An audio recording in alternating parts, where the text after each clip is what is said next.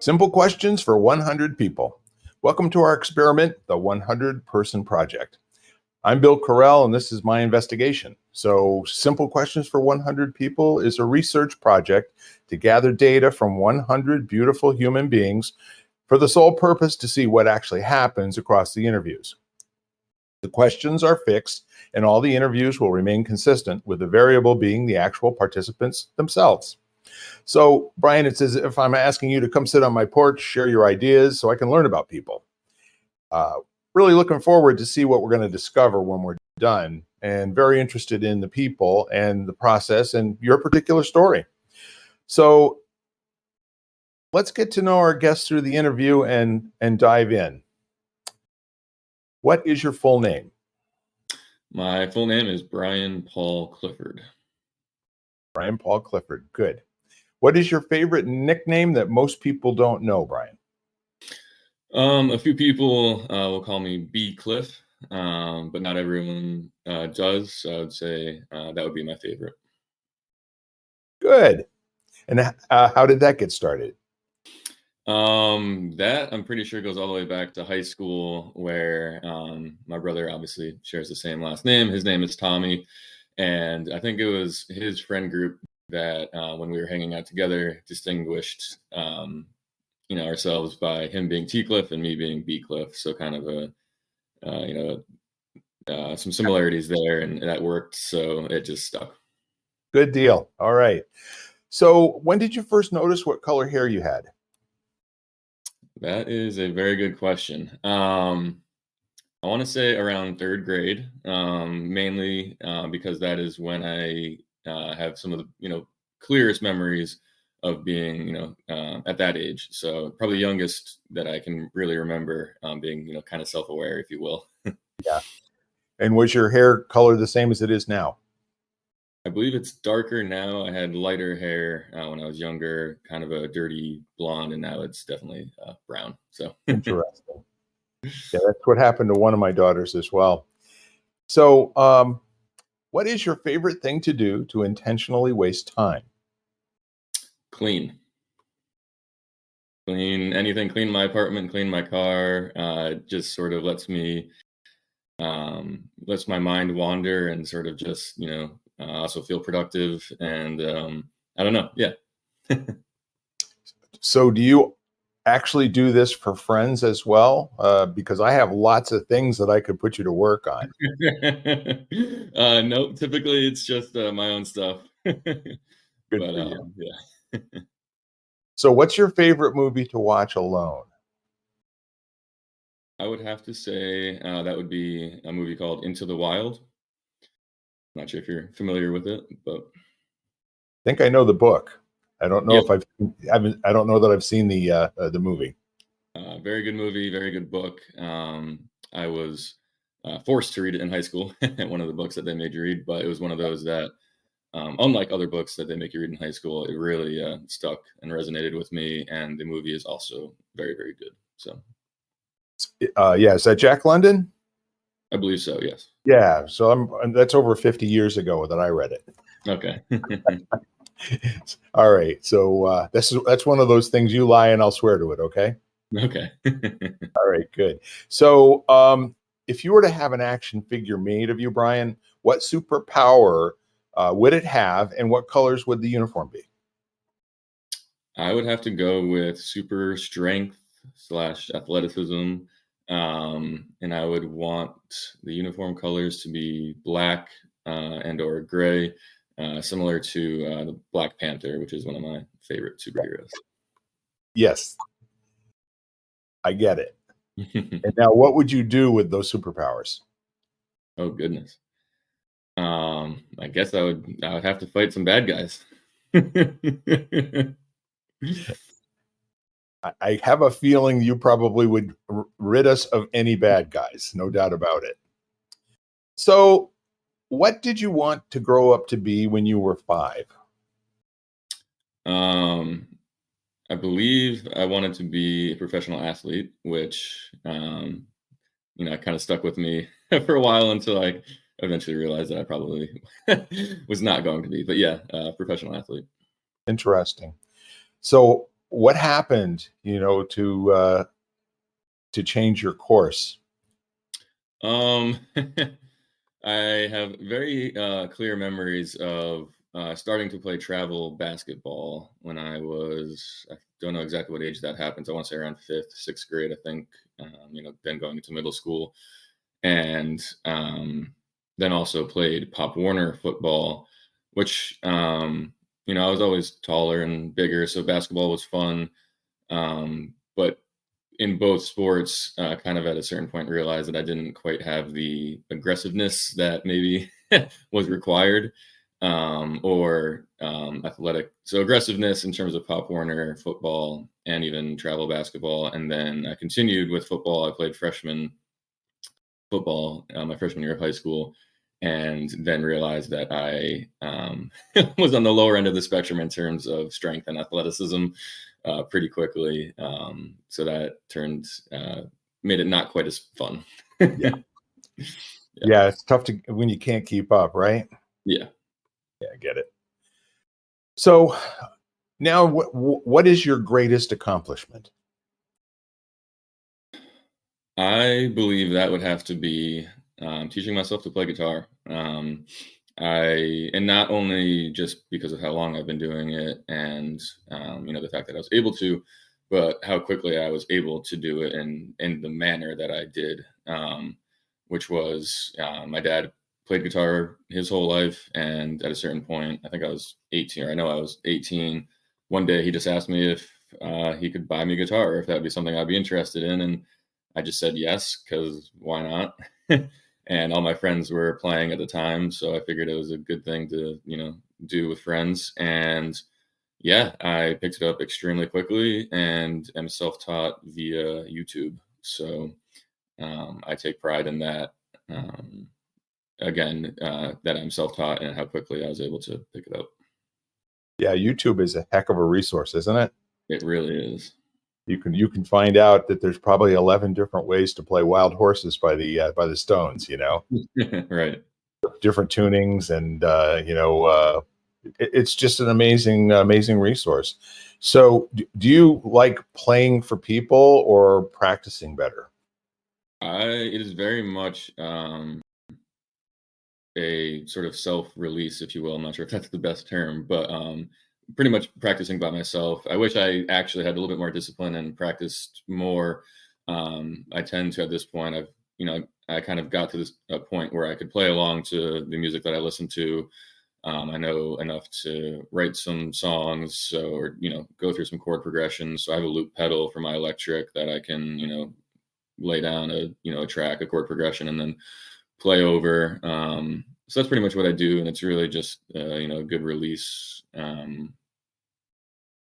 So yeah, that's what I do mainly. I don't play for people much, and I do get a little nervous when I do. So Do you have a favorite chord shape when you're playing, up and down the neck? yeah, I'm not sure if I'm able to describe it.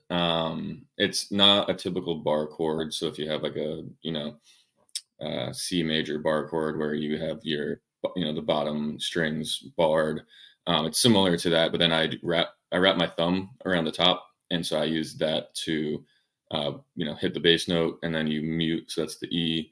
So then you mute the A, and then you bar the remaining strings. And I really rely on that sort of as the root chord, and then from there I can do other shapes. Does it tend to be more of a blues chord and less of a Yes. rock chord? Yeah, Yeah. that's what it sounds like. Yep. Love the blues. It's some of my favorite music. So. Well, we've got that in common, my friend. Seen many blues guys and women. So, Awesome. who's your favorite person to listen to? Um, Meaning, TV personality or just anybody. Who comes to mind? So right off the bat, I'm a pretty big sports nerd. I'll have ESPN on pretty much the entire day, even just while I'm working, just sort of listening to it in the background. Still able to be productive, but I enjoy the commentary. So Stephen A. Smith comes to mind, which may be a bit of a controversial one, a lot of people really don't like him. I know he's loud and obnoxious, and at a certain point, that's just sort of become his, his gig. But when he first started out, I really enjoyed him, and still do, for how well he articulated things. I enjoyed his, range and vocabulary, and just, yeah, the way he talks about things. It has gotten a little bit more extreme as he's gained more notoriety. And then he also had a partner that he did a show with for a while, who now has his own show, Max Kellerman, who is lower on the spectrum in terms of, being a bit extreme in terms of his personality. He's also very, very smart. I just respect both of them in terms of their intelligence and the way they articulate things. He's a great straight man for Steven, isn't he? Yeah, exactly. Yeah, exactly. Anyhow. All right. So please complete this sentence. When I grow up, I'd like to. Travel the world. It is something that, and I am fortunate in that I have traveled a good bit, but not quite as much as I would like to. So I still have a lot of places I want to see, and I just think travel is an awesome, awesome thing to do that you can, do until you're, pretty old. At a certain point, it gets more difficult, but yeah, still definitely want to travel a lot more.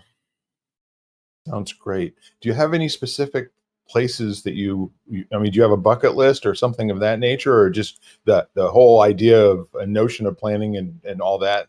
So it's something that I haven't done a whole lot in terms of actually planning trips and then executing on them. So that the whole notion of that is something that I want to do just as a, a goal and accomplishment. And then in terms of specific locations, the only place that comes to top of mind right now that I would, sort of prioritize would be Greece and or southern France. The Mediterranean is just an area that intrigues me. So I think you've got good taste. Have you taken any cruises? I have, yep. And what did you think of those? So I went on a very large cruise, a typical, cruise ship, when I was 16 in high school with two friends of mine. That was a Caribbean cruise, and it was fun for, being 16 and run around the ship and meet, people your age and whatnot. And that was a lot of fun. I think at my age now, I would not do that again. More recently, I've been on smaller catamaran trips. I actually just went to Belize in this past spring, which was a lot of fun. And that's sort of more my style now. If I were to do a cruise, not so much the big ship, but Excellent. It sounds like a lot of fun. What is the most important thing in life to you right now? family. It is, isn't it? Yep. Yep. Yeah. So let our listeners in on a little 411 here. What about your family?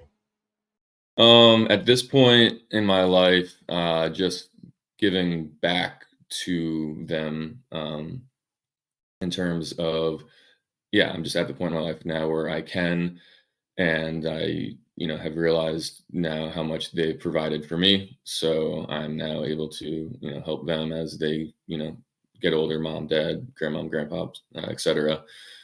So I frequently, in the warmer weather, go over to my mom's parents' house. Actually, we'll be doing that tomorrow morning. And I help my grandmom in the yard because she really loves all of her gardens and making sure that the yard is well taken care of. And has just gotten harder in older age. So that always feels good. And I enjoy being outside. Good for you. That's terrific. So, what would you like to leave in the world after your life is done? I guess as large of a legacy as possible. I would like people to know who I was and what I stood for and what I did, and hopefully, I'm able to do a good bit that people, can hopefully recognize. I don't exactly know what that is yet, but as I again continue to get older and hopefully I'm able to continue to give back not only to my family but to others in general. Yeah, I don't know what that looks like yet, but Well, have you started to flesh out what you're standing for? Um, a little bit. I mean, definitely. sort of just kindness and acceptance of just all people, and a lack of judgment, in a good sense of not judging others, just really being accepting of others and kind to others, because you never know what people are going through and everyone's different. And so just really, understanding different kinds of people, because there's a whole bunch of different types of people out there. And there's no, I don't think, any real right or wrong way to go through life. So yeah, just really giving people the benefit of the doubt, and really trying to get to know them as best as possible. I like that. It sounds like you're applying yourself to becoming a really good friend. Yes, I pride myself on being a good friend for sure. So here's the baker's question. I don't know if you go to the bakery very often, but if you get a dozen rolls or you get a dozen donuts, good bakers always give you a 13th one free, right? Always giving you value. So here's your question. What is the thing that most people misunderstand about you? I guess in general, I am a quieter person. So that can be taken as either I don't care or don't understand certain things, just because I don't speak up as much as maybe I should. Yes. So I think that would be, yeah, mainly just that a lack of caring, which is not the case. I just tend to be quieter and don't always feel the need to voice, my opinion, or, what I think. So And you do have opinions, don't you? I do. I do. You're just judicious about how you express them. Correct. I think that might fall into line with you being a good friend too. Okay. All right, good. So that's all the questions I've got for you for our experiment here. And do you have any questions of me, Brian? I don't think so, no. Terrific. I want to thank you for being on as a guest, and for expanding our friendship. And I really hope you at home are enjoying all of these different great people. I want you to know that you are one as well. And I'm looking forward to interviewing you at some point too. I have about, I don't know, 80 more people to speak with, but we're really having a lot of fun here. Once again, Brian Paul Clifford, thank you so much for your time today. And thank you for your generosity and sharing about yourself. No problem. Thank you for having me. Bye for now. Bye. You've been listening to Simple Questions for 100 People, part of the Exvadio Podcast Network. You can find every episode at exvadio.com/podcasts, the Apple Podcast app, Google Podcasts, Spotify, iHeartRadio, and wherever you find podcasts.